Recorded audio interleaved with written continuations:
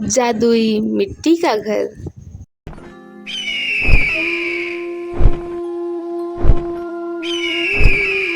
बहुत समय पहले की बात है। टुनटुनी चिड़िया अपने पति के मौत के बाद अपने छोटे छोटे बच्चों के साथ अपने पास वाले जंगल में जाकर एक घोंसला बनाकर उसमें रहने लगती। एक दिन उस जंगल में रहने वाला मिट्ठू तोता टुनटुनी चिड़िया के पास आता है और उससे कहता है, चिड़िया बहन, आपने तो इस जंगल में अपना घोंसला बना लिया, लेकिन आपके बच्चे तो बहुत छोटे हैं। आपको पता है इस जंगल में बाज का आतंक है। जब भी बाज यहाँ आता है, पक्षियों के छोटे छोटे बच्चों को उठाकर भाग जाता है। वैसे भी आपका घर तो बहुत कमजोर है। मेरी मानो तो अपना एक मजबूत घर बना लो। अच्छा किया तोते भैया, जो आपने मुझे बता दिया। मैं तो पहले से इस जंगल में नहीं आई हूँ, मुझे यहाँ के बारे में कुछ खास पता नहीं है। मैं अभी से ही अपना मजबूत घर बनाने में लग जाती हूँ। तोता भैया, मैं लकड़ियाँ लेने जा रही हूँ। जब तक आप मेरे बच्चों का ध्यान रखना, मैं जल्दी आ जाऊंगी। इतना कहकर टुनटुनी चिड़िया लकड़ियाँ चुनने चली जाती है। बहुत ढूंढने पर उसे कुछ सूखी लकड़ियाँ मिल जाती हैं। इतनी लकड़ियाँ तो काफी हैं, इससे मैं अपना मजबूत घर बना लूंगी। अब इसे लेकर घर चलती हूँ। बच्चे भी अकेले हैं, मुझे ज्यादा देर उन्हें अकेला नहीं छोड़ना चाहिए। जैसे ही टुनटुनी चिड़िया लकड़ियों को उठाने लगी, तभी दुष्ट कौवा वहाँ आ जाता है। चिड़िया रुक, ये लकड़ियाँ मेरी हैं, मैं इन्हें ले जाऊंगा। भैया कौन है? मैंने बड़ी मुश्किल से लकड़ियों को जमा किया है, इन्हें मैं आपको नहीं दे सकती। इससे मैं अपने बच्चों के लिए मजबूत घर बनाऊंगी। अच्छा, तो तू सीधी उंगली से नहीं समझेगी, मुझे अपनी उंगलियां टेढ़ी करनी पड़ेंगी। वे देख, मेरे पास रामपुरी चाकू है। अगर तूने अभी ये लकड़ियां मुझे नहीं दी, तो मैं इसी से तेरा पेट फाड़ डालूंगा। नहीं नहीं भैया, ऐसा मत करना।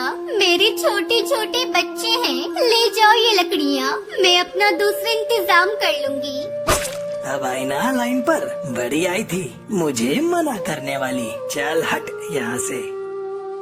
कालू कौवा सारी लकड़ियों को लेकर वहाँ से चला जाता है। टुनटुनी पास के ही एक पेड़ पर बैठ जाती है और रोने लगती है। अब मैं क्या करूं? अपने बच्चों की रक्षा कैसे करूं? जालिम बाज आज मेरे बच्चों को कहीं उठाकर ले न जाए। हे भगवान, मेरे बच्चों की रक्षा करना। टुनटुनी के आंसू उस पेड़ के नीचे तपस्या कर रहे बाबा पे पड़ते हैं। अरे ये चिड़िया क्यों रो रही है? क्या बात है? मुझे इससे पूछना होगा। चिड़िया रानी, ओ चिड़िया, नीचे आओ और अपने रोने का कारण मुझे बताओ। टुनटुनी अपनी सारी बात साधु महाराज को बताती है। साधु महाराज तुरंत अपने कमल का पानी मिट्टी पे गिराते हैं और देखते ही देखते वहाँ एक मिट्टी का घर प्रकट हो जाता है। ये लो चिड़िया रानी, तुम्हारे और तुम्हारे बच्चों के लिए ये मजबूत मिट्टी का घर। इसे कोई भी पक्षी कोई नुकसान नहीं पहुंचा सकता। ये जादुई मिट्टी का घर है। तुम अपने बच्चों के साथ इस घर में बिना डर के रह सकती हो। आपका बहुत बहुत शुक्रिया बाबा जी, मैं आपका यह एहसान कभी नहीं चुका पाऊंगी। आपने मेरी इतनी बड़ी मुसीबत को दूर कर दिया। फिर बाबा बाज उस मिट्टी के घर को उस चिड़िया के पेड़ पर भेज देता है। अगली रात बाज शिकार की तलाश में टुनटुनी के घर के पास आता है। वह टुनटुनी के घर को तोड़ने की कोशिश करता है। तभी उसे जोरदार करंट का झटका लगता है। वह डर कर तुरंत वहां से भाग जाता है। उस दिन के बाद से टुनटुनी चिड़िया उस घर में खुशी खुशी अपने बच्चों के साथ रहने लगती हैं। दो बहनों की खेती। टुनटुनी और पिंकी चिड़िया दोनों सगी बहनें थीं। टुनटुनी मेहनती थी, लेकिन पिंकी लालची थी। दोनों एक दिन पेड़ की डाल पर बैठी थी। अरे पिंकी, मैं सोच रही थी कि हमें कुछ खेती करनी चाहिए, जिससे हमारा गुजर बसर हो सके और हमें दाने की तलाश में न जाना पड़े। बहन, तुम तो सही कह रही हो, लेकिन हम खेती करेंगे किस चीज की? हमें तो कुछ उगाना भी नहीं आता, फिर हम खेती कैसे करेंगे?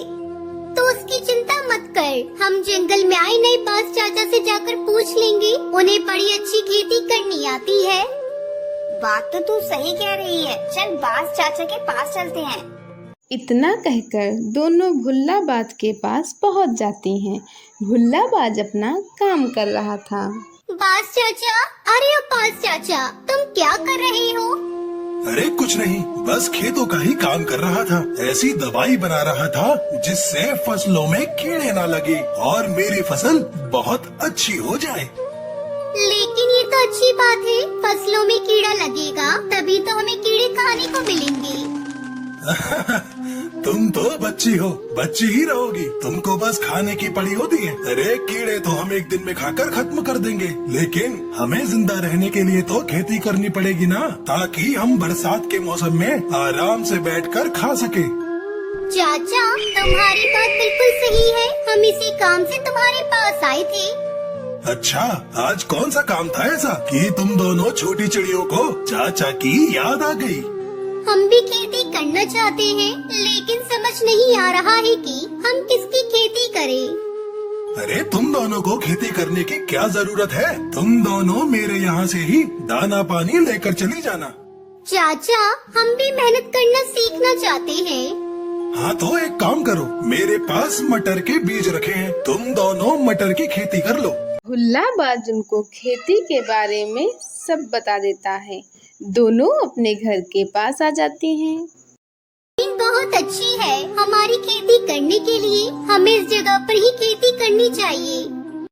पिंकी लालची किस्म की थी, वह कुछ सोचकर कहती है, नहीं नहीं, ये तो हमारे घोंसले से बहुत दूर हो जाएगा। तुम ऐसा करो, मेरे घोंसले के पास खेत बना लो, मैं वहाँ से उस पर निगरानी भी करती रहूँगी।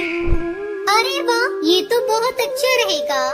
दोनों चिड़िया मेहनत से खेत बनाती हैं, उसमें मटर उगाती हैं और एक रात बारिश होती है, जिससे मटर की फसल बहुत अच्छी आती है। बहन, हमारी फसल तो बहुत अच्छी हो गई है, देखो कितने सारे मटर खेत में लगे हैं। अब हमें दाना चुगने इधर उधर नहीं जाना पड़ेगा, मटर के पकते ही हम मटर का बंटवारा कर लेंगे। तुम सही कह रही हो, मटर पकने पर हम मटर का बंटवारा कर लेंगे। दोनों चिड़िया रात में अपने अपने घोंसले में सोने जाती हैं, तो पिंकी सोचती है, अगर मटर का बंटवारा हुआ तो हमें बराबर बराबर मटर मिलेंगे। क्यों ना मैं ऐसा करूं कि टुनटुनी से छुपकर थोड़े से मटर पहले से ही अपने घोंसले में लाकर रख लूं। वह यह सोचकर खेत की तरफ चली जाती है और मटर के कच्चे दाने उठाकर अपने घोंसले में रखने लगती है। रात भर वह यही करती है। ऐसे ही उसके पास बहुत सारे मटर के दाने इकट्ठे हो जाते हैं। अगली सुबह, हे भगवान, ये हमारी खेत की फसल कौन बर्बाद कर गया है? ऐसा लग रहा है जैसे कोई मटर चुरा कर ले गया हो। बहन, होगा कोई कौवा चोर। चल तू इतनी उदास मत हो, जिसका नसीब का था वो ले गया। कुछ दिनों बाद दोनों चिड़िया खेत पर जाती हैं। अब मटर भी पक गए हैं, अब हमें बंटवारा कर लेना चाहिए। हाँ तो सही कह रही है। दोनों मटर के दानों को बांट लेती है और अपने अपने घोंसलों में रख लेती है। टुनटुनी अपने घोंसले में आकर कहती है, कितनी मेहनत से हमने मटर उगाए थे, लेकिन न जाने किसने चोरी कर ली। खैर जो भी हो, मुझे जितनी मटर मिली है ये मेरे लिए बहुत है। मैंने टुनटुनी को पागल बना दिया और उससे ज्यादा मटर हासिल कर ली। अब मुझे पूरे साल कुछ करने की जरूरत नहीं रहेगी। वह सो जाती है, लेकिन कुछ दिन बाद उसकी हरी मटर के दाने खराब हो जाते हैं और उसकी वजह से सूखी मटर भी खराब होने लगती है और देखते ही देखते सारे मटर के दाने खराब हो गए, तो वह बैठकर रोने लगती है। टुनटुनी उसके पास आई। अरे पिंकी बहन, क्या हुआ? तू रो क्यों रही है? बहन, मेरे सारे मटर के दाने खराब हो गए हैं। लेकिन मेरे मटर के दाने तो बिल्कुल सही हैं। तेरे मटर के दानों को क्या हुआ? मैंने लालच में आकर उस रात हरी मटर के हरे दाने चुरा कर रख लिए थे। ठीक से पक्के न होने की वजह से वो मटर के दाने खराब होने लगे और उन्होंने बाद में सूखी मटर के दानों को भी खराब कर दिया। मेरा लालच मेरे किसी काम नहीं आया। मैं भूखी मर जाऊंगी। एक भी मटर का दाना नहीं बचा। तुझे अपनी गलती का एहसास तो हुआ, और हाँ, लालच करना बिल्कुल भी सही बात नहीं है। तो चिंता मत कर, मेरी मटर के दानों में से आधे मटर तू ले ले। बहन, मैंने तेरे साथ धोखा किया, फिर भी तूने मेरी इतनी मदद की, इसके लिए बहुत बहुत धन्यवाद। कोई बात नहीं, कम से कम तेरे लालच की आदत तो दूर हो गई। हम फिर से खेती कर लेंगे। टुनटुनी की दुष्ट बहन। राजस्थान नाम के गांव में टुनी नाम की चिड़िया रहती थी। उसकी 2 बेटियां थीं। एक का नाम टुनटुनी था और दूसरी का नाम पिंकी था। जब पिंकी छोटी थी तब जिसके कारण उसके पिता टुनू ने दूसरी शादी कर ली और उसके पिता की कुछ सालों में बीमारी की वजह से मौत हो गई। इसलिए माँ बाप न होने की वजह से पिंकी के मन में उसकी माँ और बहन के प्रति पिंकी और टुनटुनी चिड़िया के बीच हमेशा झगड़ा हुआ करता था। टुनी चिड़िया रोज ये सब देखकर बहुत चिंता में रहती थी। ऐसे ही एक दिन टुनी उन दोनों के लिए गर्मा गर्म खिचड़ी बनाती है। टुनटुनी, पिंकी, जल्दी आओ, तुम दोनों खाना खा लो। हाँ माँ, आ रही हूँ। हाँ माँ, मैं भी आ रही हूँ। ऐसा कहकर दोनों बेटियां वहां आ जाती हैं और देखती हैं कि उनकी माँ ने उन दोनों के लिए खिचड़ी बनाई है। ये सब देखकर टुनटुनी चिड़िया बहुत खुश हो जाती है। अरे माँ, तुमने ये खिचड़ी मेरे लिए बनाई है ना? मुझे बहुत पसंद है। हाँ हाँ, तेरे लिए ही बनाती हैं, क्योंकि तुम ही हो ना इनकी प्यारी बच्ची। मुझे नहीं चाहिए ये खिचड़ी, मैं जा रही हूँ। ये कहकर पिंकी गुस्से में अपने घोंसले में चली जाती है, लेकिन यह बात सुनकर टुनी बहुत दुखी हो जाती है। मैंने मेरे दोनों बच्चों को अलग अलग कभी नहीं देखा। तुम दोनों के लिए मैंने एक ही खिचड़ी बनाई थी। टुनटुनी, तुम खा लो बेटी। यह कहकर टुनी चिड़िया पिंकी के पास जाकर उससे कहती है, तुम दोनों में से कोई भी एक दूसरे से कम नहीं हो बेटी। तुम ऐसे कभी मत सोचो, तुम दोनों मेरी बेटियां हो। ये कहकर टुनी चिड़िया प्यार से पिंकी को खाना खिलाती है। उसके बाद पिंकी और टुनटुनी चिड़िया स्कूल चले जाते हैं। दोनों ही स्कूल में पढ़ते हैं, लेकिन दुश्मन की तरह एक दूसरे की परवाह नहीं करते थे। ऐसे ही एक दिन स्कूल के प्रिंसिपल समर टूर के बारे में अनाउंस करते हैं। पिंकी और टुनटुनी चिड़िया भी अपना नाम देते हैं। दीदी, तुम भी आ रही हो ना? आ तो रही हूँ, लेकिन क्या फायदा, वहाँ पर भी तुम जैसी चुड़ैल बहन को झेलना पड़ेगा। मैं भी यही कहना चाहती थी। ऐसे ही दोनों बड़बड़ाते हुए घर चली जाती हैं। माँ, हम कल स्कूल टूर पर जा रहे हैं। 2 दिन में वापस आ जाएंगे। ठीक है, मगर अच्छे से जाके आओ, उधर भी झगड़ते हुए मत रहना। पिंकी, तुम बड़ी हो ना, तो छोटी बहन का ख्याल रखना। ठीक है माँ, ठीक है, चलो अब सो जाते हैं। अगले दिन सुबह दोनों तैयार होकर टूर पर चले जाते हैं, लेकिन एक साथ नहीं बैठती। ट्रेन से उतरने के बाद भी दोनों अपने अपने दोस्तों के साथ चली जाती हैं। शाम होने तक सभी ट्रेन के पास लौटकर आ जाते हैं, लेकिन पिंकी चिड़िया नहीं आ अरे, पाती। ये दीदी कहाँ रह गई? इनका तो कुछ भी पता नहीं। मैं कहाँ ढूंढूं इन्हें? मुझे कुछ समझ नहीं आ रहा है। टुनटुनी चिड़िया पिंकी को ढूंढते हुए बीच जंगल में आ जाती है, लेकिन पिंकी चिड़िया रास्ता भूल जाती है। पिंकी चिड़िया उड़ते उड़ते थक जाती है और एक पेड़ की डाली पर बैठ जाती है।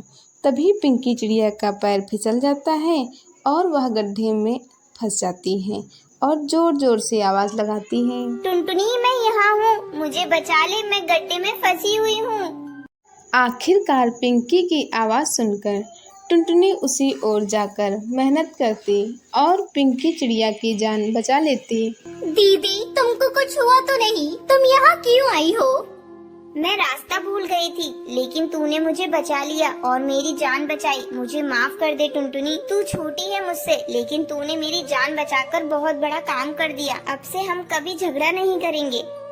फिर दोनों वहाँ से जाने के बाद सारी कहानी अपनी माँ को बताती हैं। दोनों में इतना प्यार देखकर टुनी चिड़िया बहुत खुश हो जाती है। फिर दोनों बहनें खुशी खुशी रहने लगती हैं। टुनटुनी की पहली रसोई। हिमाचल के एक छोटे से जंगल में कालू कौआ अपनी माँ सुंदरी के साथ रहता था। कुछ दिन पहले उसकी शादी शहर की चिड़िया टुनटुनी से होती है। शादी से पहले टुनटुनी चिड़िया ने अपने पति और ससुराल को लेकर कई सपने देखे थे, पर ससुराल आते ही टुनटुनी के सारे सपने बिखर गए। शादी के अगले दिन ही टुनटुनी की सास उसके पास आती है। बहू, आज तुम्हारी पहली रसोई है, जा जाकर किचन में कुछ मीठा बना ले। तब तक मैं और कालू तैयार होकर आते हैं। टुनटुनी चिड़िया किचन में जाती है। अरे ये क्या, यहाँ तो मिट्टी का चूल्हा है, गैस स्टोव तो है ही नहीं। मुझे तो मिट्टी के चूल्हे पर भोजन बनाना आता ही नहीं। ओ माँ जी, जल्दी यहाँ आइए। क्या हुआ बहू, तूने इतनी जल्दी मीठा बना लिया? नहीं माँ जी, अभी कहाँ कुछ बनाया है। तो फिर चिल्ला क्यों नहीं हो? वो माँ जी, यहाँ गैस का चूल्हा तो है ही नहीं, मिट्टी का चूल्हा है। तो क्या हुआ बहू, हमारे घर इसी चूल्हे पर भोजन बनता है। तू इसे जला और जल्दी से कुछ मीठा बना ले। लेकिन माँ जी, मुझसे इस मिट्टी के चूल्हे पर कुछ भी नहीं बनने वाला। ऐसा करिए, आप एक गैस का चूल्हा खरीद कर मंगवा दीजिए, फिर मैं उस पर रसगुल्ले बना दूंगी। देखो बहू, ये गांव है, यहाँ सभी के घरों में मिट्टी के चूल्हे पर ही भोजन बनता है। अब मैं तेरे लिए नियम तो नहीं बदल।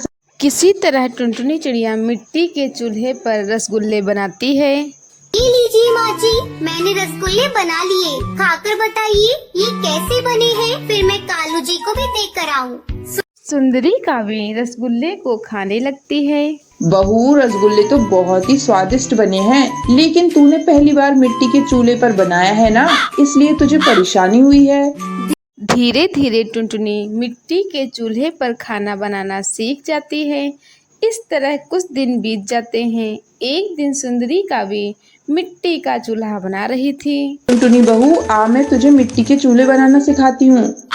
टुनटुनी चिड़िया अपनी सास से मिट्टी का चूल्हा बनाना सीखने लगती है। माँ जी, आप तो मिट्टी के बहुत सुंदर चूल्हे बनाती है।